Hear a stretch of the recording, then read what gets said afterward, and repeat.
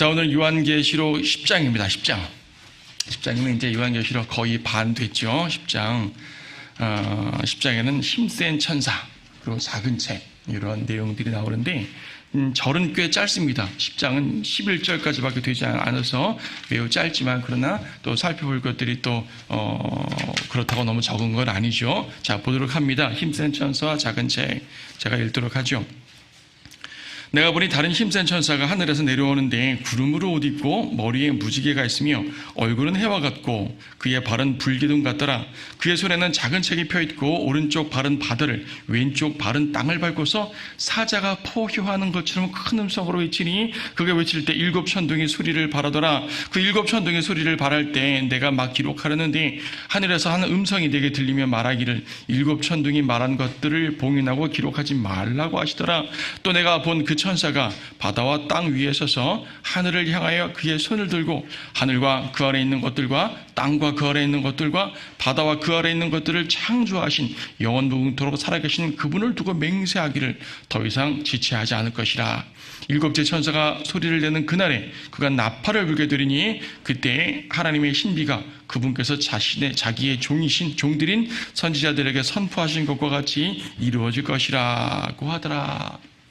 자, 힘센 천사가 등장해요. 앞에서 천사들이 등장해서 나팔들을 불었습니다. 첫째 나팔부터 여섯 번째 나팔까지 쭉 나팔을 불었는데, 천사는 한둘 있는 게 아니죠. 7명만 천사가 있는 게 아니잖아요. 다른 천사가 등장했습니다. 다른 천사예요. 다른 힘센 천사라 그랬습니다. 모든 천사들이 다 힘세요. 그렇죠. 천사들은 인간의 어떤 외형적 능력으로만 말한다면 인간보다 우월한 존재들이기 때문에 당연히 힘세죠.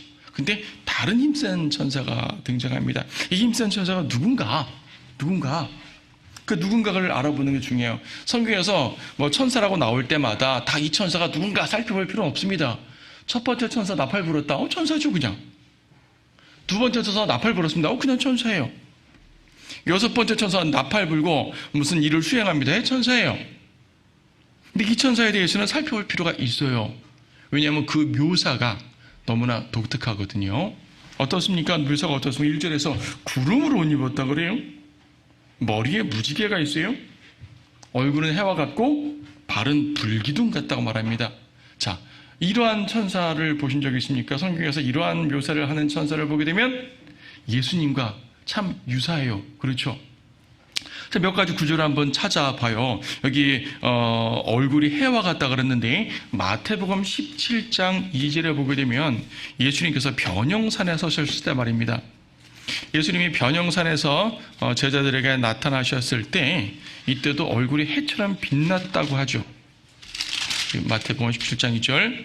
그들 앞에서 변형되시니 그의 얼굴은 해처럼 빛나고 그의 옷은 빛처럼 휘어지더라. 얼굴이 해처럼 빛났다고 그래요.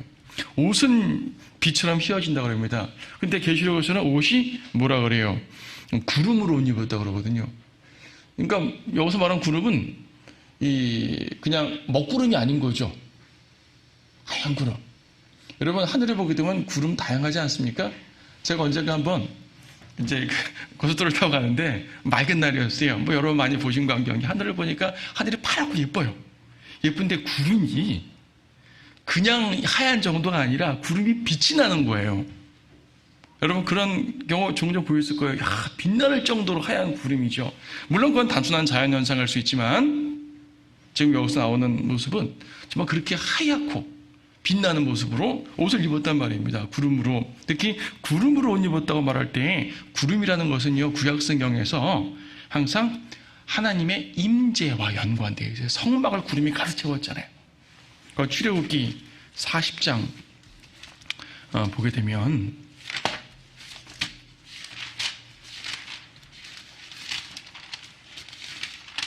출애굽기 40장 34절. 성막을 다 만든 상태입니다. 성막을 만들고 주님께 봉헌하는 상황인데 그러자 구름이 성막 회중의 장막을 덮었으니 주의 영광이 성막을 가득 채우더라. 구름이 덮었는데 주의 영광이 가득 채웠다고 표현합니다. 모세가 회중의 장막에 들어갈 수 없었으니 이는 구름이 그 위에 있고 주의 영광이 성막을 가득 채우더라. 이와 같은 모습이 광야 생활 내내 있었어요. 광야 생활 내내 기본적으로 구름 기둥으로 보호하셨지만 단순하게 보호하신 구름 기둥 말고 성막을 채우는 빽빽한 구름이 있어가지고요, 하나님의 임재와 영광을 나타내 주셨었죠. 에스겔에서도요, 하나님의 영광을 드러낼 때 이런 이제 그 성전과 연관해가지고 구름에 대해서 등장합니다. 그러니까 구름이라는 것은 주님의 영광, 주님의 임재, 주님의 나타나심, 요 연관되게 설명이 됩니다. 물론 일반적 구름도 있지만요. 또 뭐가 있어요? 무지개, 머리가 무지개 같다 그랬죠? 머리가 무지개 같은 게 아니라 머리에 무지개가 있다 그래요. 쉽게 말하면은 뒤에 후광이 있는 거죠, 이렇게. 많은 이렇게 가톨릭 그림들 보게 되면 머리에 후광들을 그리는 거 보는데, 뭐 많은 사람들한테 성인들이라고 해가지고 머리에 후광 붙이는 경우 너무나 그리는 경우 많은데요. 이건 다 잘못된 거죠. 진정한 후광은 예수님께 있는 거죠. 머리에 무지개가 있습니다. 이 자체가 후광을 말하는 건 아니지만 무지개, 성경에서 무지개도 또 다양하게 등장합니다. 창세기에서 하나님께서 더 이상 땅을 물로 저주하지 않겠다는 의미의 무지개도 있지만 하나님의 보호자와 연관되어서 무지개가 많이 있어요. 멀리 볼 거 없이 계시록 4장 3절에만 보더라도 계시록 4장 3절에도 앉으신 분의 용모가 벽옥과 홍보석 같으며 그 보좌를 두른 무지개는 에메랄드 같이 보이더라. 무지개. 에스겔에서도 비슷한 표현들이 종종 나옵니다. 무지개. 그렇죠. 그리고 발은 뭐라 그랬어요? 발은 불기둥 같다 그랬습니다. 불기둥 같다. 계시록 1장 15절 말씀 보시게 되면 그의 발은 용광로에 달군 듯한 빛나는 놋 같고, 용광로에 달군 빛나는 놋이에요. 그러니까 불타는 모습이죠. 그러니까 불타는 기둥이라고 말할 수가 있겠죠. 그러니까 이런 모습들을 볼 때 예수님의 모습이에요. 초림 때 아기 예수로 오신 그 말구 위에 오신 그런 예수님 말고 영광 가운데 계신 예수님, 특히 재림하시는 예수님, 그 모습에 하늘 보좌에 계신 그 하나님의 그 영광과 연관해서 그 모습이 등장합니다. 그렇게 말하면 예수님은 예수님이라고 쓰면 되지, 그리스도라면 그리스도라고 쓰면 되지, 왜 천사라고 썼냐, 천사가 왜 그리스도냐 라고 말할 수 있는데, 우리는 뭐 천사가 하나님을 천사라고 보통 묘사하는 것을 종종 봤잖아요. 자, 구약성경을 연관해서 말할 때 이런 경우 종종 많이 말씀했었어요. 이제 찾아보지 않더라도 재판관계 6장이나 13장 같은 경우 보게 되면 주의 천사가 나타났는데 기드온이나 삼손의 부모들은 그를 주님이라고 불러요. 그 사람이 잘못 부른 게 아니라 성경의 묘사 자체가 주님이라고 표현을 또 해요. 주라고 표현을 하는 거죠. 여호와 하나님인 거예요. 그리고 일반 천사는 경배를 받지 않는데 이 주의 천사는 경배를 받아요. 재물을 갖다 놓으니까 불꽃을 탁 내가지고 재물을 불로 받는 그런 장면이 있잖아요. 그런 모습을 나타내는 것이고요. 그러니까 재물을 받는 거죠. 경배를 받는 겁니다. 그러니까 일반 천사와 다른 특별한 천사가 주의 천사란 말입니다. 여러분 거기 어디에요? 사도행전 27장 말씀 보시게 되면, 이것도 전에 말씀드린 바가 있지만 사도행전 27장 23절의 말씀 보게 되면 사도 바울이 이제 폭풍 가운데 배 타고 갈 때 말입니다. 배에 있는 사람들을 이제 안심시키면서 뭐라 그러냐면, 내가 속해 있고 또 내가 섬기는 하나님의 천사가 간밤에 내게 서서 말하기를 라고 말합니다. 내가 속해 있고 또 내가 섬기는 하나님의 천사라 그래요. 아니, 바울이 천사를 섬겼어요? 그럼 천사 숭배했단 말입니까? 그런 게 아니죠. 천사 숭배했단 말이 아니죠.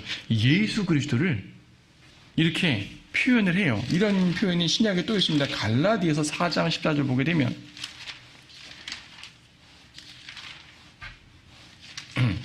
네. 갈라디아서 4장에서도 또 너희는 나의 육체 안에 있는 나의 시련을 무시하거나 거절하지도 아니하였고 오히려 하나님의 천사같이 곧 그리스도 예수같이 나를 영접하였도다 라고 말합니다. 하나님의 천사같이 곧 그리스도 예수같이. 무슨 말이에요? 예수집을 하나님의 천사라는 독특한 표현을 쓰는 거예요. 그러니까 구약에 아까 뭐 재판관계 6장을 찾아보지 않고 말씀만 들었지만 구약에 주의 천사라고 언급된 내용이 꽤 많거든요. 이것을 주는 여호와 하나님을 말하는 거니까 말하는 여호와의 천사인 거예요. 주의 천사. 그러니까 주님의 현현이란 말이에요. 주님의 현현. 천사란 말에 또 직접적 어떤 대상들만 말하는 것이 아니라 누군가의 현현을 말할 때 천사라는 표현을 써요. 모든 천사가 다 현현 아니에요? 그냥 일반 사역자 천사들 많이 있어요. 대부분의 천사들은 그냥 각각 개체들이에요, 그냥. 그런데 특별히 누구누구의 천사라고 말할 때 그 존재를 대표하고 현현한다고 말해요. 그래서 주의 천사 그래요. 하나님의 천사, 하나님이 현현하신 거예요, 말하자면. 예수님 말하죠. 다니엘서 3장에 보게 되면 그 용광로에 다니엘의 세 친구가 들어갔을 때 3명이 들어가는데 왕이 보니까 4명이 불 속에 있단 말이에요. 그 4번째 사람을 왕은 뭐라고 묘사하냐면은 하나님의 아들과 같다고 묘사합니다. 그리고 다니엘 같은 3장에서는 그를 또 천사라고 말하죠. 천사라고 말했다. 하나님의 아들이라 말했다. 그렇죠. 단지 느부갓네살이 잘못 말한 게 아니라 성경이 그렇게 기록을 하고 계신 겁니다. 그러므로 여기서 말하는 천사는 예수님을 말해요. 예수님. 자, 보게 되면 이제 2절에 보면 그의 손에 작은 책이 펴있다고 합니다. 작은 책. 그리고 이 작은 책을 보게 되면 우리가 이제 책이 한 번 더 앞에 나왔었습니다. 5장에 보게 되면은 요한이 하늘 보좌에서 하나님 보좌에, 그러니까 보좌에 앉으신 분께 책이 하나 있는데 이 책은 7 봉인으로 가득 차 있어요. 누가 이 봉인을 뗄 것인가? 어린 양이 떼잖아요.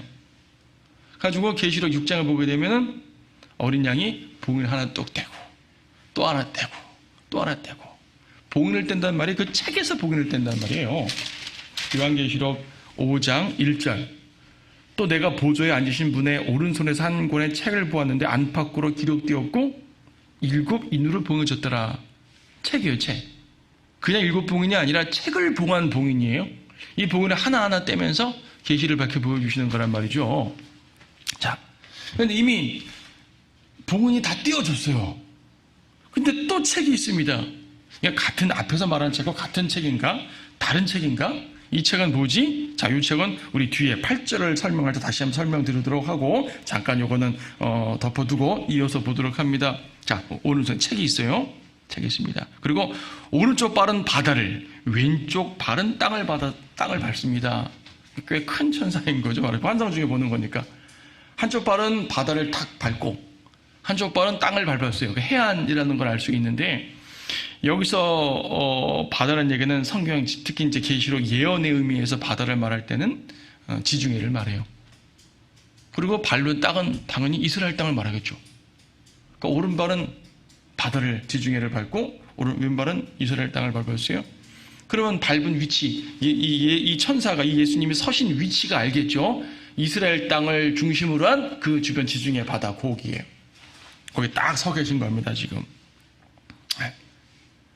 그러니까 이스라엘 땅과 그 바다와 연관돼서 앞으로 무엇인가가 펼쳐질지가 지금 예고되고 있는 거예요. 우리가 지금 앞에서 이제 9장까지 보았지만요. 지금까지 본 내용들은 7인, 7 나팔, 6번째까지만 나와 있지만 나팔이 아주요. 이런 걸 보게 되면 엄청난 재앙들이 나왔었습니다. 주로 자연재해들이죠. 그러니까 단순한 자연재해가 아니라 하나님께서 자연재해를 통해 임하시는 징계들이었었어요. 그렇죠. 물론 자연재해만이 아닙니다. 전쟁도 나왔습니다. 전쟁도 나왔지만 주로 하여튼 하나님께서 심판으로 내리시는 재앙들이었었어요. 그런데 뒤에 11장, 12장부터 펼쳐지는 내용들을 보게 되면 하나님께서 이 징계하고 심판하시는 개념의 대환란 말고 다른 개념의 대환란이 등장해요. 어떤 개념의 대환란이 등장하냐면 적그리스도의 통치라는 개념이 등장해요. 지금 앞에서는 적그리스도의 통치가 안 나왔어요, 아직. 이제 6장에서 흰말 탄 자 나와서 적그리스도를 우리는 언급하긴 하지만 적그리스도의 구체적 사역은 안 나왔잖아요. 주로 전쟁, 기근, 이렇게 우박 등등 이런 자연재해 및 전쟁들을 통한 하나님의 심판에 나왔었습니다. 근데 뒤에 이제 뒷부분에서는 적그리스도의 활동이 더 등장해요. 자, 대환란의 새로운 국면으로서 우리에게 보여주는 겁니다. 그래서 이제 그 모든 것들은 바로 이스라엘 땅, 팔레스타인 땅이라고 말하는 이스라엘 땅을 중심으로 펼쳐지게 돼 대환란의 엄청난 모습을 보여주게 돼요. 그래서 이 천사가 이 땅을 밟고 있다는 얘기는 또 이 책이라든지 환상 얘기가 쭉 나오고 예언 얘기가 나오니까 이 땅을 중심으로, 이 땅과 바다를 중심으로 펼쳐질 일을 예고하는 것이기도 하고, 또 뭐예요? 여기는 내 땅이야 그 말입니다. 여기는 내 땅이고 내 바다야 그 말이죠. 하나님의 소유예요. 이스라엘은 하나님의 소유라고요. 많은 이방인들이 이스라엘 땅을 침범하고 자기가 차지하려고 하지만 이스라엘은 하나님의 소유입니다. 주님께서 그렇게 인도해 주실 겁니다. 여기서 가만 보게 되면요, 그냥 발이 그냥 한쪽 발은 바다, 한쪽 발은 땅 이렇게 말해도 되는데 굳이 오른쪽 발은 바다를 밟았고 왼쪽 발은 땅을 밟았다 그래요? 자, 이 모습 여러분 지도를 머릿속에 그려놓고 상상해 보세요. 이스라엘 땅이 이렇게 있고 지중해가 있고 땅이 있잖아요. 왼발을 바다를 밟고, 아니요. 그 오른쪽을 바다를 밟고 왼발을 땅을 밟았어요. 그럼 방향이 어디예요 지금? 이 천사가 보는 방향이 어디예요? 남쪽에서 북쪽을 보는 거예요? 북쪽에서 남쪽을 보는 거예요? 북쪽에서 남쪽 보는 거죠? 이해되시죠? 예. 이렇게 해안선이 있고 이스라엘 땅이 있고 바다가 있어요. 바다는 서쪽이고 땅이 동쪽이에요. 오른발로 바다 밟고 왼발로 땅을 밟았으니까, 그러니까 그렇죠. 북쪽에서 남쪽 내려다보는 그러한 모습이 될 겁니다. 네, 그렇죠. 네. 그러니까 보면은 성경에서 북쪽이라는 것은 하나님의 보좌와 연관돼서 쓰일 때가 종종 있어요. 그러니까 하나님의 역사하시는 방향이에요, 이게. 성경에 보게 되면 동쪽에서 서쪽으로 가는 것도 하나님의 역사하는 방향이기도 하지만, 또 한편 시편에 보게 되면은 북쪽으로부터 하나님의 음성, 하나님의 말씀, 하나님의 은혜가 내려온단 말이에요. 하나님의 역사가. 물론 계시록에 이제 어떤 예스겔이나 이런 데 예언 속에 북쪽으로부터 재앙이 오기도 하지만, 궁극적으로는 하나님께서 이제 비추시는 방향이에요. 그래서 이 천사가 예수님이라는 모습, 그러한 모습도 이제 증거 중에 하나가 되기도 하는 거죠. 그렇죠. 북쪽에서 재앙도 내려오고 북쪽에서 하나님의 음성도 내려오고 모든 것들이 북쪽에서 남쪽으로 오니까 지금 천사가 그러한 모습을 띠고 있는 것도 상당히 큰 의미가 있습니다. 자, 이어진 내용 봅니다. 3절에 보게 되면은 사자가 포효하는 것처럼 큰 음성으로 외칩니다. 사자가 포효한다. 앞에서 5장에 보게 되면 예수 그리스도를 향해서 보통은 어린 양이라는 표현을 쭉 쓰지만 단 한 번 유다 지파의 사자란 말 쓰죠. 계시록 5장 5절. 그 장로 가운데 하나가 나에게 말하기를 울지 말라, 보라 유다 지파의 사자인 다윗의 뿌리가 이겼으니 라고 말합니다. 예수님을 유다 지파의 사자라고 묘사합니다. 지금 계시록 5장에서는요 대부분 어린 양이라는 표현이 훨씬 많지만, 그러나 예수님을 사자라고도 묘사해요. 자, 창세기 49장에 보게 되면 유다에 대한 예언을 할 때 앞으로 왕이 오는 그 장면을 말할 때 사자 같은 그러한 무섭고 힘세고 용맹한 그러한 모습이 사자를 제시합니다. 짐승의 왕이잖아요. 네, 사자가 포효하는 것처럼 큰 음성으로 외칩니다. 그러니까 사자가 포효한다는 것도 이 천사가 예수님인 것을 이제 보여주는 증거 중에 하나인 거죠. 근데 보게 되면 포효할 때 상황을 잘 보세요. 7천둥이 나옵니다. 7천둥이 소리를 발하더라. 4절도 7천둥이 소리를 발할 때. 그리고 하늘에서 음성이 뭐라고 말하냐면 7천둥이 말한 것들. 그러니까 천둥 친다는 걸 표현하자고 천둥이 말한다라고 말해요. 천둥이 말한다. 그럼 천둥이 하나의 무슨 천사 같은 건가? 앞에서 7 나팔이는 것처럼 7 천둥. 인을 하나 뗄 때마다 어떤 재앙이 나오고 나팔 한번 불 때마다 어떤 재앙 나오니까 이 천둥 한번 불 때마다 천둥 소리칠 때마다 어떤 일이 벌어지는가 이렇게 예상을 할 수 있는데, 안타깝게도 거기에 대한 어떠한 정보도 성경에 나오질 않아요. 오히려 사도 요한이 천둥의 음성을 적으려고 했더니 적지 말라 하고 금지하시거든요. 자, 천둥 단순한 사운드, 소리가 아니라 voice, 음성이라고 표현을 했습니다. 물론 이건 시적 표현이기도 해요. 욥기나 수많은 구약 성경에 보게 되면 천둥 소리, 라는 말 자체를 천둥의 음성이라고 표현하기도 합니다. 천둥이 어떤 인격화돼서 이 자체가 어떤 천사라는 건 아니잖아요. 천둥 자체가 인격적으로 표현한 건 인격적인 이 개체는 아니잖아요. 천둥 소리예요. 천둥 소리인데 천둥 소리가 음성이라고 표현하고 그리고 천둥이 말한 걸 기록한다 그럽니다. 그러니까 그냥 우르릉꽝꽝이 아니라는 얘기죠. 우르릉꽝꽝 같은데 거기에 메시지가 들어있는 거예요. 내용이 들어있는 음성이죠. 자, 여러분 어디를 보냐면 사무엘하 22장 14절 말씀 보세요.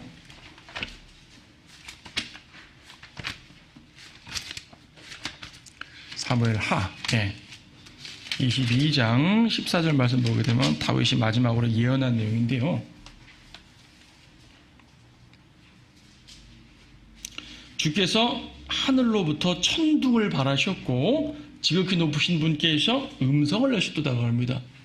천둥을 바라시는 것이 하나님의 음성이라고 묘사를 하는 거예요. 이런 묘사가 성경에 종종 있어요. 이게 한 군데만 나온 게 아니라 종종 있어요. 욥기 37장에서도 욥기 37장 4절 5절도 말입니다. 그 후에 음성이 울려 퍼져나가니 그분이 자신의 탁월하심을 드러내는 음성으로 천둥을 치시는 것이라. 그분의 음성으로 천둥을 친대요. 5절도 하나님께서는 그의 음성으로 놀랍게 천둥 소리를 내시며 우리가 알아차릴 수 없는 큰 일들을 행하신도다. 천둥을 하나님 음성. 그러니까 하나님께서 무엇인가를 말씀하시면 알아들을 수 있는 사람은 알아듣는데 알아듣지 못하는 주변 사람에게는 천둥 소리로 들리는 거예요. 요한복음 12장에서 그랬어요.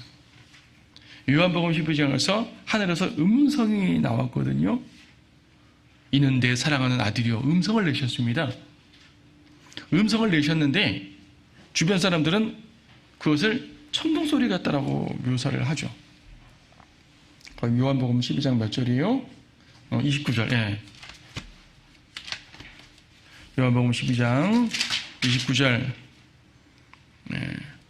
그때 곁에 서서 그 음성을 들은 무리가 말하기를 천둥소리였다 고 하고 또 어떤 사람들은 천사가 그에게 말한 것이라 고도 하더라.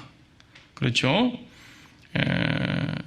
그러니까 바로 위에 있는 28절에서 하늘에서 음성이 났죠. 내가 그 이름을 영화롭게 하였고 또다시 영화롭게 하리라. 그렇죠. 있는데 사랑하는 아들이요 앞에 침략받을 때 하신 말씀이고 여기서는 내가 그 이름을 영화롭게 하였고 또다시 영화롭게 하리라. 하늘에서 음성 났어요. 근데 그 메시지를 들은 사람은 듣지만 못 들은 사람은 그냥 천둥소리. 사도 바울이 사도행전 9장에서 다마스커스를 가다가 이제 주님을 만나잖아요. 해와 같은 밝은 빛을 보고 눈이 멀었습니다. 그리고 음성을 들었습니다. 근데 주변 사람들은 음성을 들었다고도 말하고 듣지 못했다고도 말해요. 무슨 말인가 하니 음성을 꼬라랑 꽝꽝하는 소리는 들었는데 음성의 내용은 듣지 못한 거죠. 바울은 들었어요. 하나님께서 들릴 사람에게는 들리게 하지만 그렇지 못한 사람에게는 천둥소리 같이. 그러니까 아마 그럴지도 모르겠어요. 휴거 될 때 주님께서 여러분의 이름을 각자 부르시면서 누구누구가 이리로 올라오라고 부르실 거 아니에요. 여러분들은 그 음성을 알아듣죠. 요한복음 10장에도 양은 목자의 음성을 알아듣는다 그랬잖아요. 우리는 그분의 음성을 알아듣고 우리를 부르니까 올라가는 거예요. 사람들은 여기에 대해서 어떤 천둥소리로 인식할지도 모르겠어요. 이건 정확히 나오진 않아요. 성경에. 그 사람들이 아무것도 듣지 못하고 비밀리에 올라갈지 아니면 우르릉 꽝꽝하는 소리를 들을지 거기에 대해서는 알 수가 없지만은 바울이 이제 경험한 거라든지 또 성경에 천둥 소리처럼 등장하는 이런 모습들을 볼 때 그럴 가능성도 있다. 어쨌든 우리는 그 소리를 듣습니다. 못 듣는 사람들한테는 천둥 소리처럼 들을 수도 있어요. 그래서 천둥 소리라는 얘기는 바로 하나님의 음성이에요. 하나님의 일곱 음성이죠. 일곱 음성이라는 얘기는 각각의 명령 혹은 메시지가 있죠. 이럴 것이다. 이렇게 된다. 이렇게 하여라. 등등 뭐가 있겠죠. 근데 그걸 우리는 몰라요. 왜? 기록하지 말라 그랬으니까. 여러분, 성경에서 감춰놓은 건 억지로 파헤치려고 하지 마세요. 이단들이 이런 걸 파헤치는 거예요. 신천지 같은 경우 이런 거 파헤치고 하나님의 교회 가져다 파헤치고 소위 말하는 계시록 연구가들이라는 사람들이 파헤쳐가지고 일곱 천둥이라는 말하는 음성은 이제 뭐 하나님이 이러이러한 재앙을 말한다 하면서 그 재앙을 막 점치는 거예요. 심지어 교회 시대 때 이런저런 일어난 일들을 바로 이게 일곱 천둥이다라고 말하기도 합니다. 그런 거 믿으면 안 되죠. 일단 그렇게 말하는 사람들은 교회 시대 자체를 대환란으로 보는 사람들이기 때문에 교리적으로 틀렸고요. 미래에 있을 일이죠. 미래에 어떤 일이 있습니까? 몰라요. 우리는 계시록에 나와 있는 계시와 환상들만 깨달아도 무궁무진한데 굳이 알 필요가 없죠. 다만 주님께서 왜 이걸 감춰놨을까? 라는 궁금증을 가져볼 수가 있습니다. 근데 거기에 대해서도 우리는 확실히 알 수가 없어요. 어쨌든 요한에게 그건 기록하지 마. 그런 경우가 또 있었죠. 고린도후서 12장에 보게 되면은 사도 바울이 하늘에 올라갔을 때 천상의 모든 것들을 보고 말할 수 없는 음성을 듣고, 근데 하나님께서 이거는 허락되지 않은 거라고 기록하지 말라고 그랬어요. 바울은 그 모든 좋은 것들을 봤지만 그 본 것 중에 극히 일부만 성경에 기록해서 우리한테 믿으라고 하신 거고, 나머지 것들은 감춰 놓으신 게 많죠. 억지로 풀려고 하지 마시라는 얘기죠. 다니엘서 보게 되면은 하나님께서 그 다니엘에게 계시를 봉인했다고 그랬어요.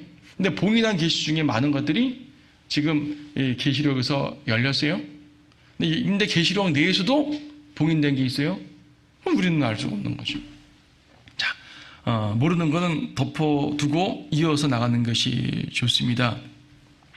근데 보게 되면 이제 5절에서 내가 본 그 천사가 바다와 땅 위에 서서 하늘을 향하여 그의 손을 들고, 자, 바다, 땅, 하늘. 발은 두 개, 이제 땅과 바다를 밟았고요. 또 하늘을 향해 손을 듭니다. 그리고 6절에 보니까 하늘과 그 아래 있는 것들, 땅과 그 아래 있는 것들, 바다와 그 아래 있는 것들. 이 셋이면 다죠. 그렇죠? 뭐 다잖아요. 만물. 그래서 이제 앞에서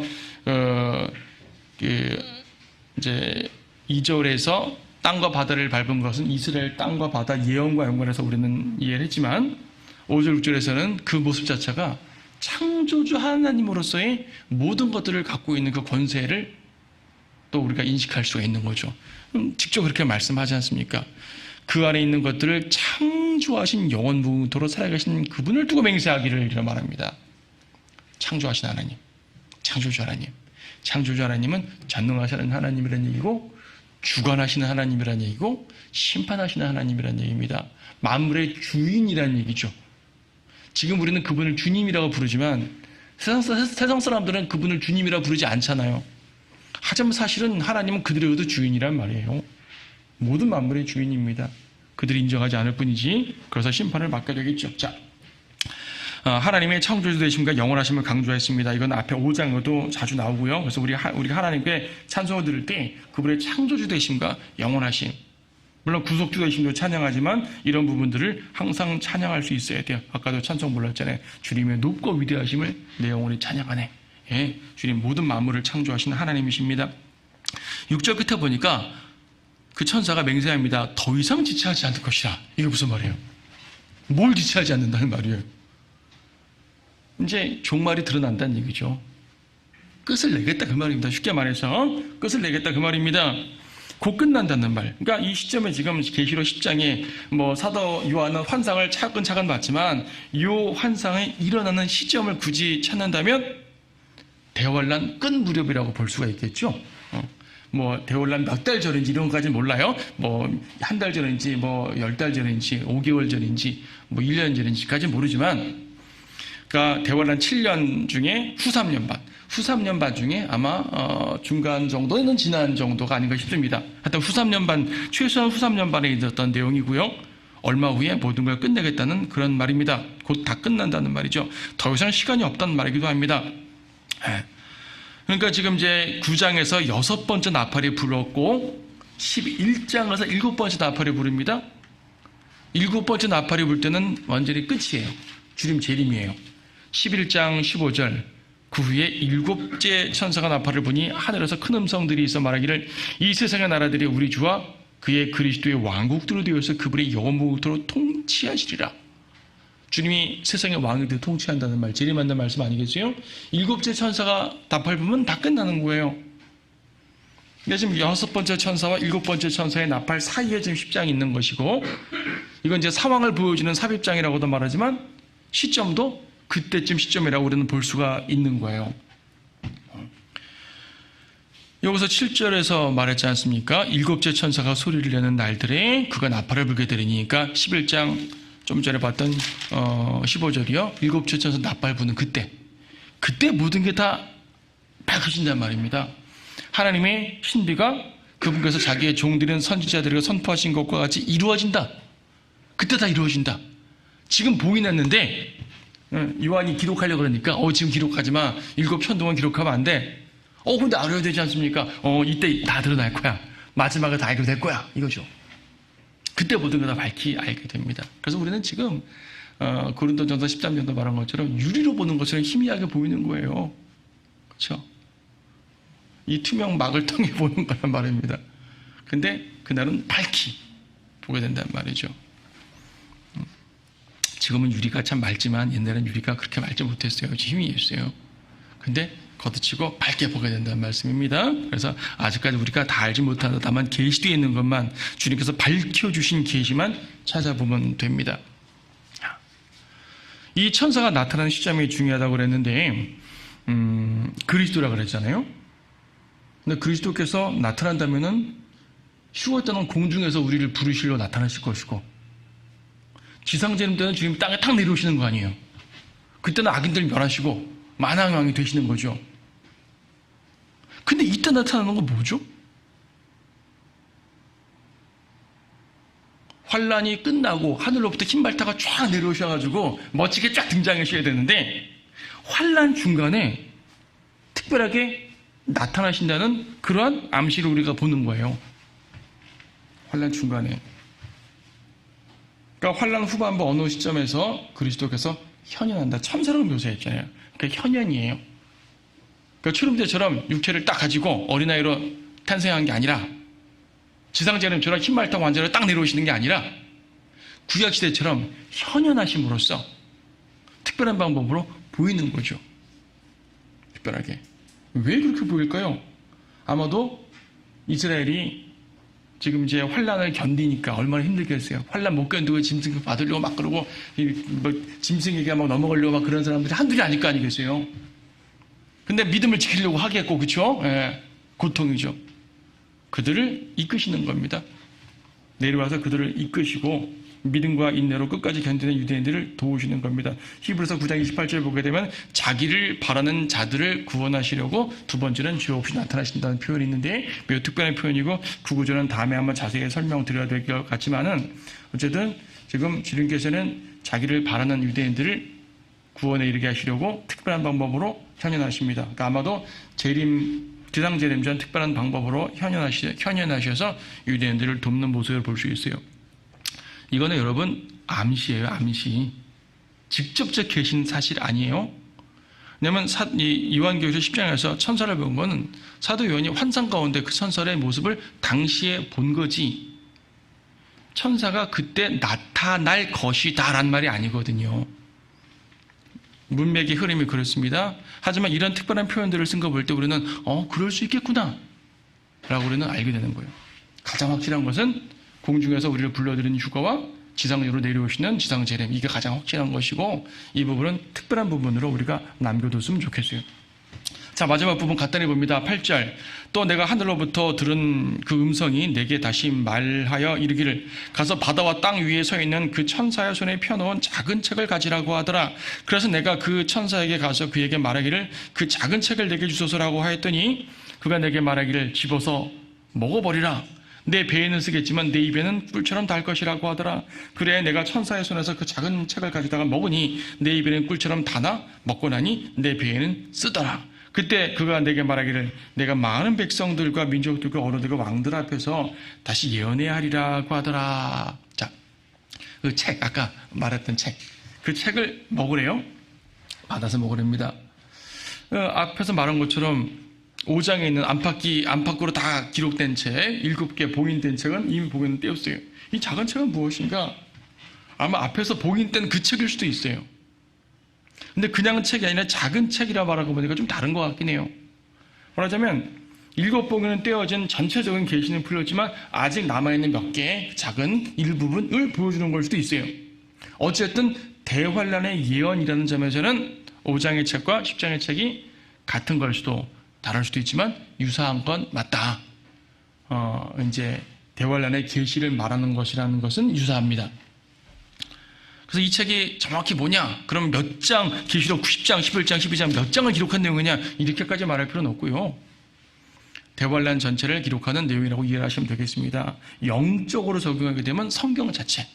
어떤 분은 계시록이다 라고 말하기도 하는데 어쨌든 성경 자체예요. 유사한 상황이 있어요.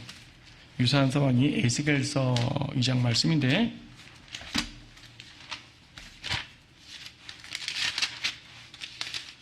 에스겔 3장 말씀 보시게 되면 또 그가 내게 말씀하시기를 인자야 내가 본 것을 먹으라. 이 두루마리를 먹고 가서 이스라엘 집에 말하라. 4절 그가 내게 말씀하시기를 인자야 아니요 3절이요. 예. 그가 내게 말씀하시기를 인자야 내가 내게 주는 이 두루마리를 내 배로 먹게 하고 내 창자를 채우라 하시기에 내가 그것을 먹었더니 그것이 내 입에 꿀처럼 다니라. 계시록 10장과 뭔가 유사하지 않아요? 그렇죠? 그리고 에스겔 3장 봤는데 바로 앞에 2장 9절 말씀 보면 내가 보았더니 보라 한 손이 내게 뻗쳐졌는데 보라 그 안에는 한 두루마리 책이 있더라. 그가 그것을 내 앞에 펴시니 그 안팎에 글이 쓰여졌는데 그 안에는 애가들과 애곡과 화가 쓰여졌더라. 안팎에 글이 가득 쓰여져 있고 그 쓰여진 내용들이 애가들과 애곡과 화, 재앙이에요. 재앙. 계시록과 연관되지 않아요 지금 그렇죠? 네. 근데 에스겔에서는 그 배에 쓰다는 표현은 없고 입에 달달한 말로만 끝납니다. 계시록에서는 배에 쓰다는 말까지 나오고요. 대신 에스겔에서는 그 안팎에 재앙들로 가득 차 있는 걸 보니까 당연히 쓰다는 것도 우리가 이제 이해할 수가 있겠죠. 유추할 수가 있습니다. 그래서요 입에는 달지만 배에는 쓴 책이 뭡니까? 성경이에요. 영적으로 적용하게 되면 여러분 성경 말씀을 읽게 되면 구원받아요. 말씀으로 구원받죠. 구원받은 사람의 성경을 읽게 되면 하나님의 은혜들을 더욱더 느끼게 돼요. 그렇죠. 그래서 이 시편에서 다윗도 성경 말씀을 꿀같이 달다, 꿀이다 라는 표현을 여러 번 썼고요. 빵이라든지 뭐 양식에 대한 언급도 많이 있지 않습니까? 성경은 달아요. 은혜의 말씀이에요. 성경을 읽고 힘을 얻어요. 위로를 얻어요. 그렇죠. 성경을 읽을 때 달아요. 이 단 걸 못 느끼면 곤란하죠. 느낄 수 있을 만큼 성경을 사랑하셔야 돼요. 그런데 배는 쓰다 그래요. 하나님 말씀대로 사는 건 참 힘든 일이에요. 이 세상에서. 세상이 미워하거든요. 말씀으로 인해 박해를 받기도 할 겁니다. 미움도 받을 겁니다. 말씀으로 인해 박해를 받는다는 말은 말씀을 전하다가 박해를 받는다는 말이기도 하고 성경대로 온전한 삶을 그러니까 성경적인 가치관을 가지고 성경대로 살게 되면 세상에 미움을 받는다는 말도 돼요. 모든 거 다 포함될 수가 있는 거죠. 다 배에 쓴 모습입니다. 특히 아까 에스겔 2장에서 본 것처럼 이 안팎에 가득한 글들이 재앙이잖아요. 심판이잖아요. 심판을 말하면요 미움받아요. 오늘 세상 잘 되기 바라야죠. 근데 교회들에서 성령들이 있는 교회들에서 이 세상 망할 거라고 선포하지 않습니까? 죄를 선포하고 미움받을 수밖에 없죠. 자 마지막 11절 내가 많은 백성들과 민족들과 언어들과 왕들 앞에서 다시 예언해야 되리라. 앞에 예언했지만 설교했지만 앞으로 다시 또 설교해야 된다 그 말이죠. 예. 그것도 모든 민족들 앞에서 이스라엘만이 아니라 모든 민족들 앞에서.